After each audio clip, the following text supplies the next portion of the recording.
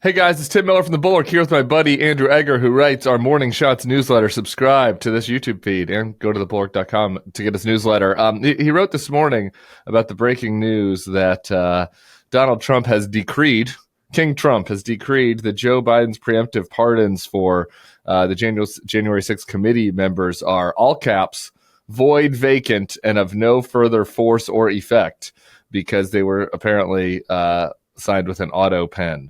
I guess the theory of the case here is that Joe Biden was asleep and that some other person signed the Autopen. I think that there's some problems with that theory. But Andrew, what can you tell us about what we know right now? Yeah, so you can go really macro or really micro on this. The bottom line, what you just said, is that Donald Trump is saying Joe Biden tried to pardon a lot of my political enemies, which I didn't like very much because I really wanted to try them with crimes. I think they all committed treason and things like that for investigating my attempt to steal the 2020 election, and then particularly for January 6th.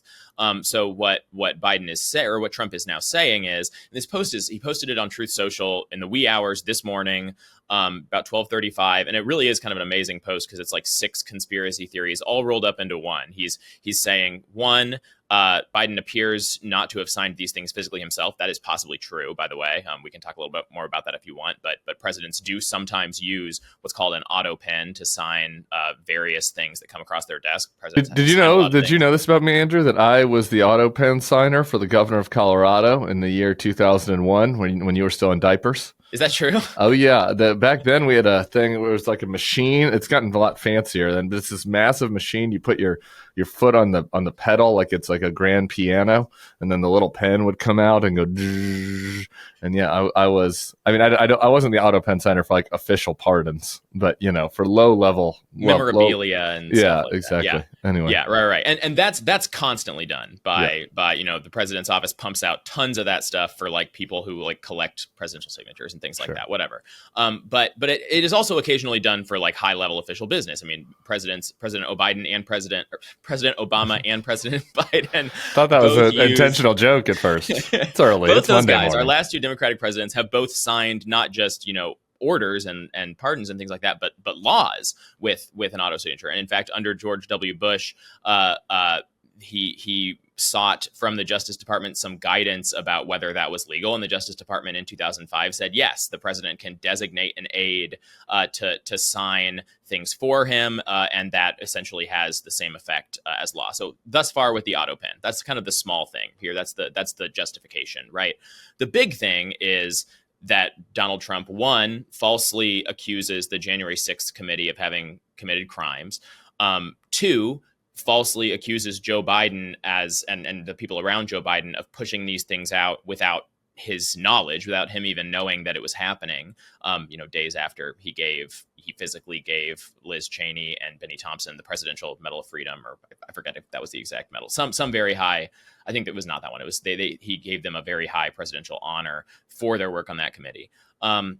And then 3, I mean, he comes around to like the sort of turducken of conspiracy theories in this post, is that he says, the fact is they, meaning the pardoned people, were probably responsible for the documents that were signed on their behalf without the knowledge or consent of the worst president in the history of our country, crooked Joe Biden. So what Trump is doing is he's accusing, Liz Cheney, Benny Thompson, these people of somehow hatching and carrying out this scheme to forge their own pardon documents and get them in front of the president, all while he is still the president behind his back. I mean, it's this transparently stupid, transparently ludicrous allegation, and it would be really funny if the upshot of it were not Donald Trump wants to obliterate his predecessor's pardon powers in order to go after his political enemies today.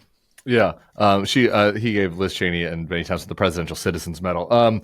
Yeah, I mean, the conceit here is preposterous. I guess we can just to put a finer point on that, and then we can dispense with it.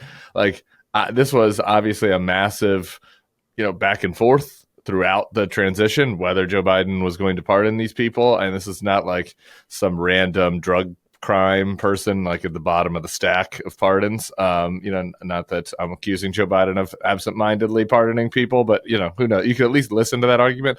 Like, this was very well debated. People made personal pleas to the president on both sides of this, actually, that I've heard. Some of these the pardonees did not want to be pardoned and told the president as much, and so the then president So like it's just ridiculous, right? Like to say that, oh, this is a weekend at Bernie's situation, and like Neera Tanden was doing this by herself, right? Without him knowing. Like it's ridiculous, and it is. The conceit though is necessary for this fascistic purpose, right? That he wants to go after his political foes. I mean, there's a new book Alex Eisenstadt has out about the transition, and he's writing that Trump said, like sarcastically to aides, listen, everybody, there will be no retribution. There will be no revenge. Wink, wink. I mean, like, he's not exactly being subtle about this. And the people at the top of his revenge list are the people that went after him over January 6th. And this is essentially, his fig leaf for being able to do that.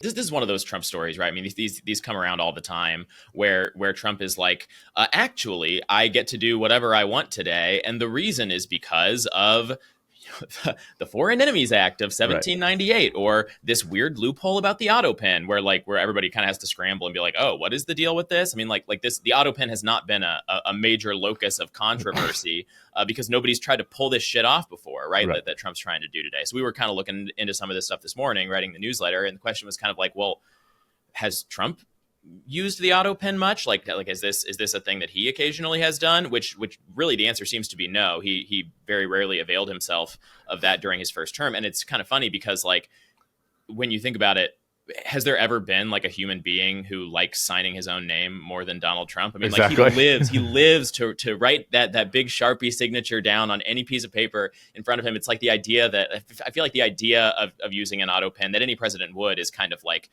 outrageous and kind of grotesque to him in particular. The other thing, though, I mean, like, it is interesting. I don't know what's going to happen next because it does seem like there's one guy who's pretty well equipped to offer some insight into the mind of Joe Biden during those pardon moments in his last days of his presidency, and that would be Joe Biden, right? I mean, like, are we going to see him come to camera today or this week or something and be like, hey, remember those pardons I issued? Those were me. I did those. Those were not, like, Neera Tanden going behind my back or something like that. I wanted those people pardoned, and that's why I pardoned them. I mean, like, you don't usually see stuff like that from former presidents. They kind of tend to try to fade one former president accepted.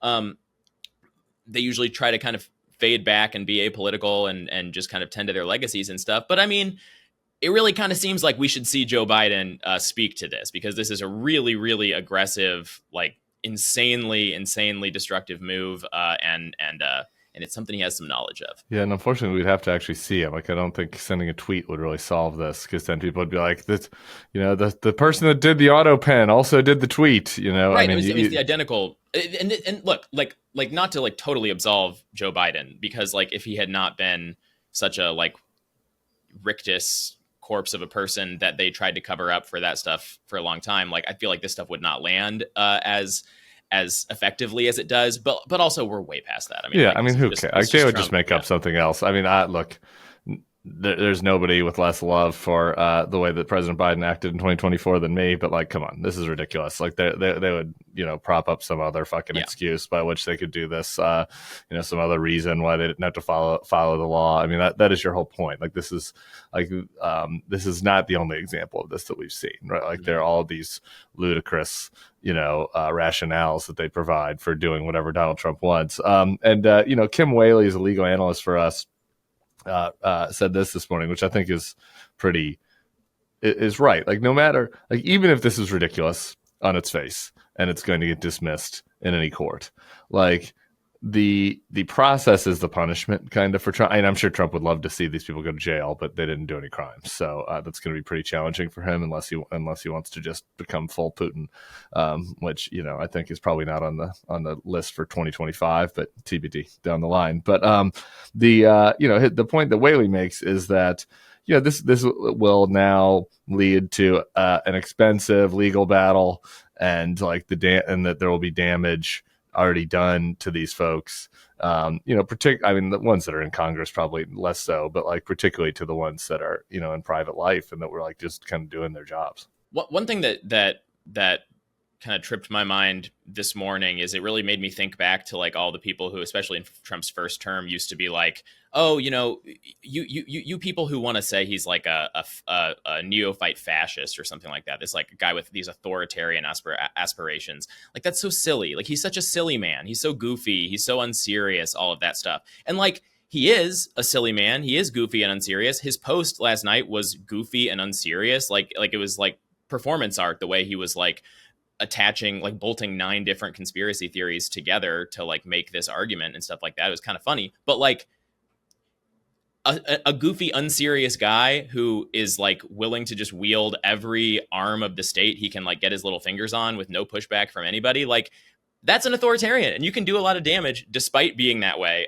to these people, to anybody, to all the different people he's going after right now. So yeah, it's yet another front in the war, and it's a really serious thing. Little fingers, the short-fingered authoritarian. All right, Benny Thompson's out with a statement saying he's not afraid of Trump's latest midnight rant and has no basis in reality. So good on Benny Thompson. We'll keep monitoring this. Everybody go subscribe to the Morning Shots newsletter with Andrew Egger and Bill Kristol. I'll be back with more on this with Bill later today. Thanks, Andrew. Thanks, Tim. Hey, YouTube fam, if you want to support the Bulwark, the best way to do it is by becoming a YouTube Bulwark Plus member. The Bulwark is truly independent. We have no corporate overlords. We're not settling any dumb lawsuits with Trump. By joining, you help support our work, and you can get a bunch of perks right here on this platform. Ad-free content, bonus videos, live streams, and some emojis of me, which I guess some people want. So come join, come hang out, become a Bulwark YouTube Plus member, and I'll be seeing you in the comments. So behave.